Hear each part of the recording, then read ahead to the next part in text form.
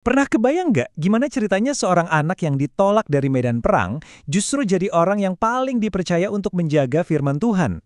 Nah, kali ini kita akan menyelami kisah luar biasa Zaid bin Thabit yang menukar pedangnya dengan pena dan mengubah alur sejarah.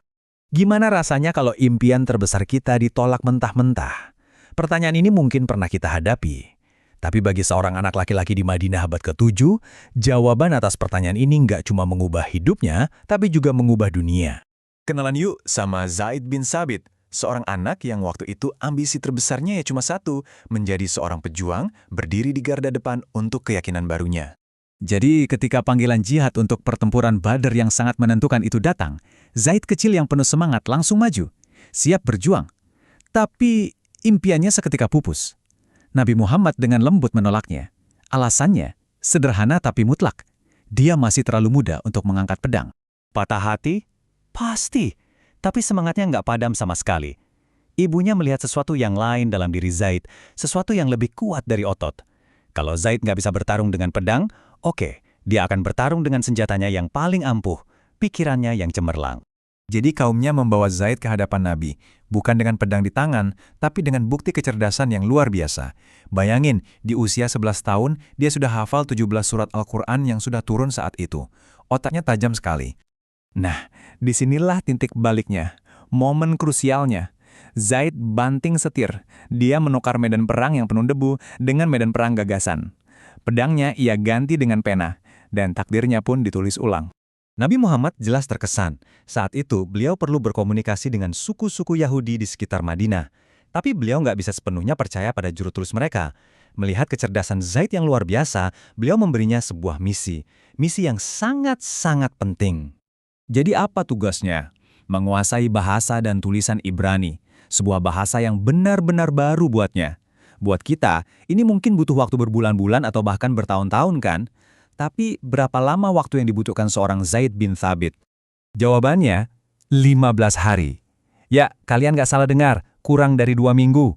Dalam waktu sesingkat itu, Zaid sudah fasih total dan resmi menjadi juru tulis sekaligus penerjemah kepercayaan Nabi.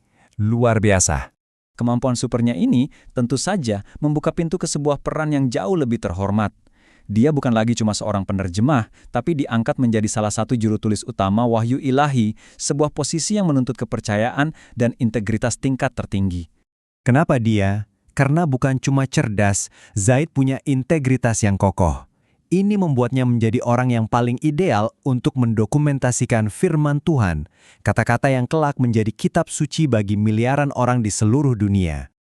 Tapi ternyata warisan terbesar Zaid baru benar-benar terbentuk setelah wafatnya Nabi. Ketika umat Islam menghadapi sebuah krisis besar, keahlian Zaid dalam menjaga firman dan hukum jadi jauh lebih penting dari sebelumnya. Dua kontribusi terbesarnya akan mengubah sejarah Islam untuk selamanya. Jadi begini situasinya, banyak para penghafal Al-Quran yang syahid di medan perang. Ada kekhawatiran yang sangat besar kalau sebagian wahyu bisa hilang selamanya. Siapa yang ditunjuk untuk tugas raksasa ini? Tentu saja Zaid. Dia, dengan ketelitian dan ingatannya yang legendaris, ditugaskan memimpin proyek monumental, mengumpulkan setiap ayat, baik dari tulisan yang tersebar di pelepah kurma, tulang, maupun dari hafalan para sahabat, lalu menyusunnya menjadi satu kitab suci yang utuh, Mushaf Al-Quran yang kita kenal sekarang. Tapi kejeniusannya nggak berhenti di situ. Kalau kalian pikir itu sudah puncaknya, tunggu dulu. Zaid juga menguasai ilmu faraid, ilmu waris dalam Islam. Ini bukan sembarang ilmu loh. Ilmu ini terkenal sangat rumit dan kompleks, bahkan di kalangan para ulama sekalipun.